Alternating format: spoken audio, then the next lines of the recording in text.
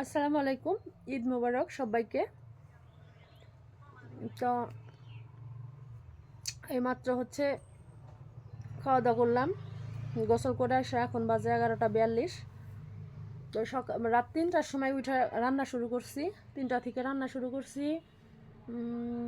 9:30 পৌনে 10টার মধ্যে রান্না কমপ্লিট, সারাদিনের সব কিছু রান্না। তো এখন কি বলে কি গোসল করে এসে মাত্র খাইলাম সকালের খাবার। তো এখন একটু শুয়ে রেস্ট নিব, একটু ঘুমাবো, তারপরে উঠে যা করার করব। তো এটাই ব্যাপার। আর কী কী রান্না করলাম তোমাদেরকে একটু দেখাই, চলো। আর গোসল করে শুতে একটা ড্রেস পরলাম এসে। তো চলো আমি কী কী রান্না করছি সেটা তোমাদের সঙ্গে একটু শেয়ার করি। তো এখান থেকে শুরু করলাম।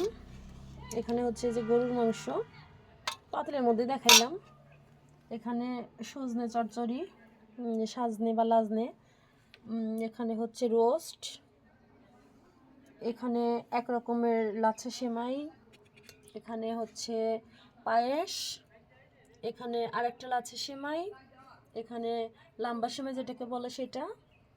আর এখানে আর আলাদা মাংস ভুনা। তো বক্সে বক্সে রাখছি যেন ফ্রিজে রাখার সুবিধা হয়।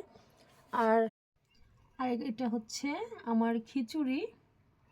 তো কালারটা আসলে কিন্তু সবুজ না, কিন্তু এই যে আমার এই ফোনের সমস্যা, ড্রেসের কালার মানে পর্দার কালার পরে কেমন যেন হয়ে যায়।